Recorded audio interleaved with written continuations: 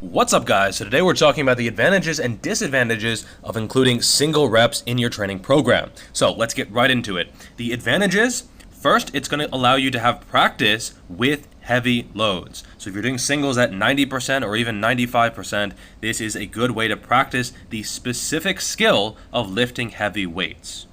Furthermore, you know that you are getting max tension and max muscle fiber recruitment on every single rep. If you are truly lifting a heavy, grindy rep, you are getting maximum effort during that entire rep. And this is good for muscle growth and strength increases. Anecdotally, it's also good for peaking. So if you want a quick bump in strength, I think doing singles can be a good way to accomplish this. If you have a powerlifting meet coming up in a few weeks, doing singles can be a good way to maximize your performance. This is because strength is mostly neuromuscular. It's your central nervous system, your peripheral nervous system, really working together with the muscle to lift the most weight. So if you're doing sets of 10, that is going to be very different than sets of 1. So if you want to lift the most weight, you need to have the most specific adaptations possible. And that's only really going to be possible with one rep.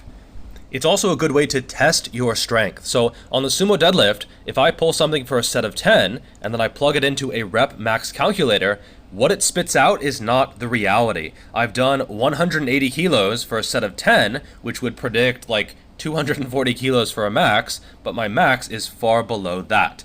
So this actually gets you a good representation of what you can actually lift one time for a maximal effort.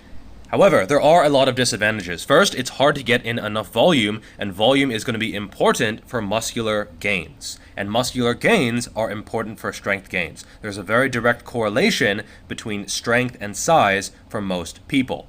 And just doing singles, it's really hard to get in enough volume. So this was a full session, and the video is only 3 minutes long. So as you can see, it's hard to get in enough volume. Furthermore, you're already getting maximum recruitment at around 85 or maybe even 80% of one rep max, so going even higher isn't always the most productive. Plus, it can be harder on the joints, so if you're maxing out constantly, continuously, you're going to have knee issues or back issues or elbow issues or whatever. You're probably going to get some discomfort or even pain. So I think long term, choosing a higher rep range or a variety of rep ranges is a much better strategy.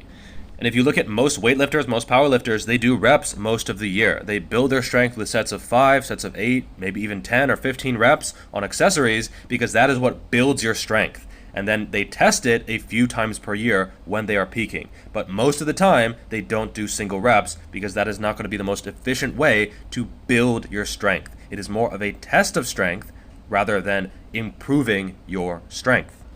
So that is why most of the year I suggest doing a more moderate rep range because that is going to be what is best for long-term progress. All right, that is all for today. Make sure to like, subscribe, notifications on, etc. And I'll see you in that next video. Peace!